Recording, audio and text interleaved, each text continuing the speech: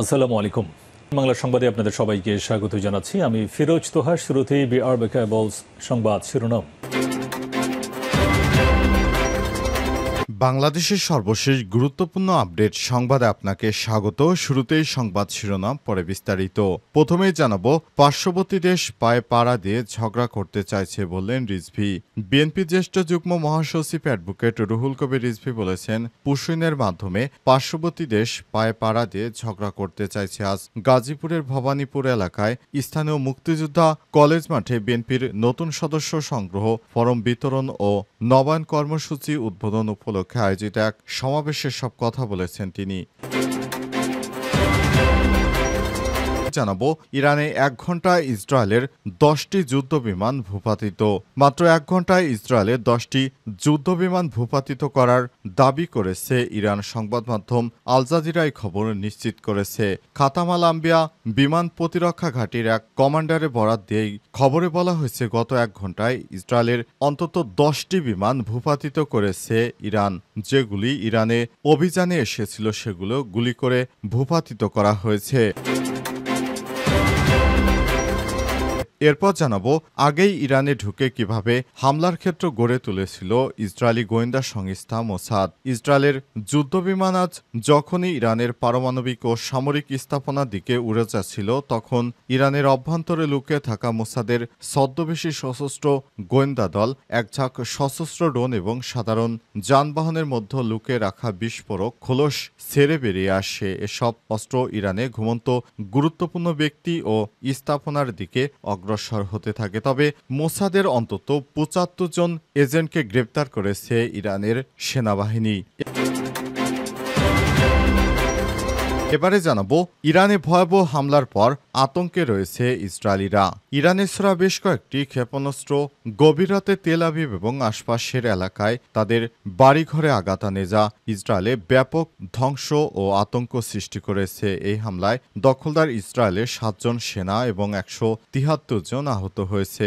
এই হামলার পর ওই এলাকায় এখনও আতঙ্ক বিরাজ করছে নতুন ইরানের হামলার। এতে ইহুদিবাদীরা ঘর ছেড়ে পালিয়ে বাংকারে আশ্রয় নিয়ে কোনোমতে বাঁচার চেষ্টা চালিয়ে যাচ্ছে। জানাবো, চুক্তি না করলে ইরানে আরও নৃশংস হামলার হুমকি ট্রাম্পের। ইসরায়েলি হামলার পরই মার্কিন প্রেসিডেন্ট ডোনাল্ড ট্রাম্প আজ ইরানকে চুক্তি করতে বলেছে। চুক্তি না করলে ইসরায়েলের ভয়াবহ আরও নৃশংস হামলার মুখোমুখি হতে হবে ইরানকে বলে জানিয়েছে ওয়াশিংটন। তারা ইরানের প্রতিশোধের বিরুদ্ধে তাদের ঘনিষ্ঠ মিত্রকে আত্মরক্ষায় সহায়তা করছে। পার্শ্ববর্তী দেশ পায়ে পাড়া দিয়ে ঝগড়া করতে চাইছে বললেন রিজভী। বিএনপি জ্যেষ্ঠ যুগ্ম মহাসচিব অ্যাডভোকেট রুহুল কবির রিজভী বলেছেন, পুশইনের মাধ্যমে পার্শ্ববর্তী দেশ পায়ে পাড়া দিয়ে ঝগড়া করতে চাইছে। আজ গাজীপুরের ভবানীপুর এলাকায় স্থানীয় মুক্তিযোদ্ধা কলেজ মাঠে বিএনপির নতুন সদস্য সংগ্রহ, ফরম বিতরণ ও নবায়ন কর্মসূচি উদ্বোধন উপলক্ষে আয়োজিত এক সমাবেশে সব কথা বলেছেন তিনি। রিজভী আরও বলেছেন, লন্ডনে বিএনপির ভারপ্রাপ্ত চেয়ারম্যান তারেক রহমান এবং অন্তর্বর্তীকালীন সরকারের প্রধান উপদেষ্টার বৈঠক নিয়ে অনেকের গায়ে জ্বালা ধরেছে। কেন জ্বালা রে ভাই, কারণটা কি? আমাদের একটি বন্ধুদল প্রশ্ন করেছে, ওই বৈঠকে নাকি সরকারের নিরপেক্ষতা বিনষ্ট হয়েছে। তিনি প্রশ্ন করেন, আপনাদের ইতিহাসটা বলেন তো ভাই, আপনারা কখন নিরপেক্ষতার সঙ্গে কাজ করেছেন? পাকিস্তান আন্দোলনে আপনারা সমর্থন করেননি, ৭১-এর স্বাধীনতা যুদ্ধে জনগণের সঙ্গে আপনারা বিরোধিতা করেছেন। আপনারা ৮৬ সালে শেখ হাসিনার সঙ্গে নির্বাচন করেছেন। আপনারা বিএনপি সরকারের বিরুদ্ধে শেখ হাসিনার সঙ্গে আন্দোলন করেছেন। আপনারা এবার কি করেছেন? ৫ আগস্টের পরে বললেন আওয়ামী লীগকে মাফ করে দেবেন, ভারতের সঙ্গে সম্পর্ক বৃদ্ধি করবেন। তাহলে আপনাদের রাজনীতিটা কিসের রাজনীতি?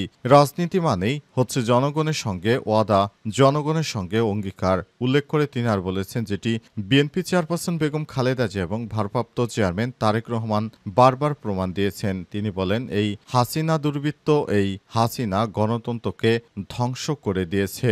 এই হাসিনা নির্বাচন কমিশনকে ধ্বংস করেছে। বিএনপির জ্যেষ্ঠ যুগ্ম মহাসচিব আরও বলেছেন, জনগণ গণতন্ত্রের অধিকার ক্ষুণ্ণ করেছে শেখ হাসিনা, আর শেখ হাসিনা আয়নাঘর বানিয়েছে। আপনারা সেই শেখ হাসিনাকে ক্ষমা করে দিয়েছেন। একটি আজব তামাশা আপনারা তৈরি করতে চান, কারণ শেখ হাসিনা একজন খুনি ফ্যাসিস্ট, তাকে কোনোভাবেই আর ছাড় দেওয়া যায় না। কিন্তু আপনারা শেখ হাসিনাকে আপনারা ক্ষমা করে দিয়েছেন, এটি তাহলে কিসের আলামত?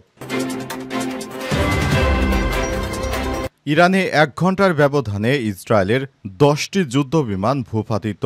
মাত্র 1 ঘন্টার ব্যবধানে ইসরায়েলের 10টি যুদ্ধবিমান ভূপাতিত করার দাবি করেছে ইরান। সংবাদ মাধ্যম আল জাজিরায় খবর নিশ্চিত করেছে। খাতামাল আম্বিয়া বিমান প্রতিরক্ষা ঘাঁটির এক কমান্ডারের বরাত দিয়ে খবর বলা হয়েছে, গত 1 ঘন্টায় ইরানের বিভিন্ন এলাকায় 10টি ইসরায়েলি সামরিক বিমান গুলি করে ভূপাতিত করা হয়েছে। এদিকে ইসরায়েলের আয়রন ডোম আকাশ প্রতিরক্ষা ব্যবস্থাকে ব্যর্থ করে তেল আবিবে অবস্থিত ইসরায়েলের প্রতিরক্ষা সদর দপ্তরে হামলা চালিয়ে গুড়িয়ে দিয়েছে ইরান। গত 24 ঘন্টার মধ্যে ইরানে দফায় দফায় ইসরায়েলি বিমান হামলার পর তেহরানের এই প্রতিশোধমূলক পদক্ষেপ শুরু হয়। খবর এনডিটিভির। ইসরায়েলের সর্বাধুনিক আকাশ প্রতিরক্ষা ব্যবস্থার নাম আয়রন ডোম। মূলত এটা এমন এক ধরনের ক্ষেপণাস্ত্র ব্যবস্থা যা লক্ষ্যবস্তুতে আঘাত হানার আগেই শত্রুদের ক্ষেপণাস্ত্রকে আকাশেই ধ্বংস করতে সক্ষম। বড় ক্ষেপণাস্ত্র তো বটেই, ক্ষুদ্র রকেটও ধ্বংস করে দেয় ইসরায়েলের আয়রন ডোম। ইহুদিদের কাছে তাদের এই আয়রন ডোম জাতীয় নিরাপত্তার গৌরবের প্রতীক। ইসরায়েলের এই গর্বকে এবার চূর্ণ বিচূর্ণ করে দিয়েছে ইরানের যোদ্ধারা। সংবাদ মাধ্যম দ্য টাইমসের যাচাই করা একটি ভিডিওতে দেখা গেছে, তেল আবিবে একেবারে কেন্দ্রস্থলে আঘাত হানে ইরানের ক্ষেপণাস্ত্র। সেখানে ইসরায়েলি প্রতিরক্ষা বাহিনীর সদর দপ্তর সহ বেশ কয়েকটি সামরিক স্থাপনা অবস্থিত। এই ভিডিও ছড়িয়ে পড়েছে সামাজিক যোগাযোগ মাধ্যমে। 19 সেকেন্ডের ওই ক্লিপে দেখা যায় ইসরায়েলের আয়রন ডোম একটি ইরানি ক্ষেপণাস্ত্রকে বাধা দেওয়ার চেষ্টা করছে। তবে ক্ষেপণাস্ত্রটি ওই আয়রন ডোম ভেঙে চোখের পলকে প্রতিরক্ষা সদর দপ্তরে আঘাত হানে। ক্লিপটি শুরু হয় বিকট শব্দ বেরিয়ে আসা প্রজেক্টাইল দিয়ে। এরপর আলোর ঝলক এবং আগুনের একটি গোলা বিকট শব্দে ভবনটিকে আঘাত করে। দখলদার ইসরায়েলি বাহিনী এবার টের পেতে শুরু করেছে ইরান কি জিনিস। আগেই ইরানে ঢুকে কিভাবে হামলার ক্ষেত্র গড়ে তুলেছিল ইসরায়েলি গোয়েন্দা সংস্থা মোসাদ। ইসরায়েলের যুদ্ধবিমানগুলো যখন ইরানের পারমাণবিক সামরিক স্থাপনার দিকে উড়ে যাচ্ছিল, তখন ইরানের অভ্যন্তরে লুকিয়ে থাকা মোসাদের ছদ্মবেশী সশস্ত্র গোয়েন্দা দল এক ঝাঁক সশস্ত্র ড্রোন এবং সাধারণ যানবাহনের মধ্যে লুকিয়ে রাখা বিস্ফোরক খোলস ছেড়ে বেরিয়ে আসে। সব অস্ত্র ইরানের ঘুমন্ত গুরুত্বপূর্ণ ব্যক্তি ও স্থাপনার দিকে অগ্রসর হতে থাকে। ইরানের সামরিক কমান্ডার, পরমাণু বিজ্ঞানী এবং অভিজাত বাহিনী ইসলামী রেভলিউশনারি গার্ড কোরের আইআরজিসির নেতা ছিলেন হামলার লক্ষ্যবস্তু। তাদের অনেকেই এখনও নিজের বিছানায় নিজের বাড়িতে ছিলেন বলে জানিয়েছে এক ইসরায়েলি নিরাপত্তা কর্মকর্তা। এই অভিযানের বিষয়ে তিনি সরাসরি অবগত আছেন। তিনি ওয়াশিংটন পোস্টকে অভিযান সংক্রান্ত প্রকাশিত বিস্তারিত তথ্য জানিয়েছেন। ইসরায়েলি ও পশ্চিমা নিরাপত্তা কর্মকর্তা এবং ইরান সরকারের বিভিন্ন বিবৃতিতে বলা হয়েছে, ভর হওয়ার আগেই ইরানের সর্বোচ্চ নেতা আয়াতুল্লাহ আলী খামেনির ঘনিষ্ঠ বলয়ের বিভিন্ন সদস্য এবং পারমাণবিক কর্মসূচি গুরুত্বপূর্ণ ব্যক্তিরা নিহত হন। ইসরায়েলি এবং পশ্চিমা নিরাপত্তা কর্মকর্তা এবং সরকারের দেওয়া তথ্যে বলা হয়েছে, তাদের অনেকেই বিস্ফোরক ভর্তি ড্রোন কিংবা অন্যান্য যন্ত্রের আঘাতে নিহত হয়েছে। সব বিস্ফোরক তেহরানের কেন্দ্রস্থলে আবাসিক ভবন এবং অন্যান্য স্থাপনার পাশে বিস্ফোরণ ঘটিয়ে গর্তেল সৃষ্টি করা হয়। ইসরায়েলের উগ্রপন্থী বেঞ্জামিন নেতানিয়াহু সরকার এই অভিযানের নাম দিয়েছে রাইজিং লায়ন। এই অভিযানের একটি গোপন গোয়েন্দা দলকে সক্রিয় করা হয়েছে। পাশাপাশি সক্রিয় করা হয় ইরানের ভেতরকার মজুদ রাখা অস্ত্রের গুদাম এবং অন্যান্য সক্ষমতা। ইরানের ভয়াবহ হামলার পর আতঙ্কে ইসরায়েলিরা। ইরানের ছোড়া বেশ কয়েকটি ক্ষেপণাস্ত্র শুক্রবার গভীর রাতে তেল আবিব এবং আশপাশের এলাকায় তাদের বাড়ি ঘরে আঘাত হানে, যা ইসরায়েলে ব্যাপক ধ্বংস আতঙ্ক সৃষ্টি করেছে। হামলায় 3 জন নিহত, 173 জন আহত হয়েছে। হামলার সময় ওইসব এলাকায় সাইরেন বেজে ওঠে এবং আতঙ্কিত লাখ লাখ ইসরায়েলিরা নিরাপদ কক্ষ এবং বোমা আশ্রয় কেন্দ্রের দিকে ছুটে যান। যদিও ইসরায়েলি নিরাপত্তা বাহিনী আইডিএফ জানিয়েছে, অধিকাংশ ক্ষেপণাস্ত্র প্রতিহত প্রতিহত করা হয়েছে। তবে বেশ কিছু ক্ষেপণাস্ত্র যেগুলো শক্তিশালী বিস্ফোরক ছিল সেগুলো তেল আবিব, রামাত গান ও রিশন আবাসিক ভবনে সরাসরি আঘাত হানে এবং রীতিমতো ব্যাপক ধ্বংসযজ্ঞের সৃষ্টি করেছে।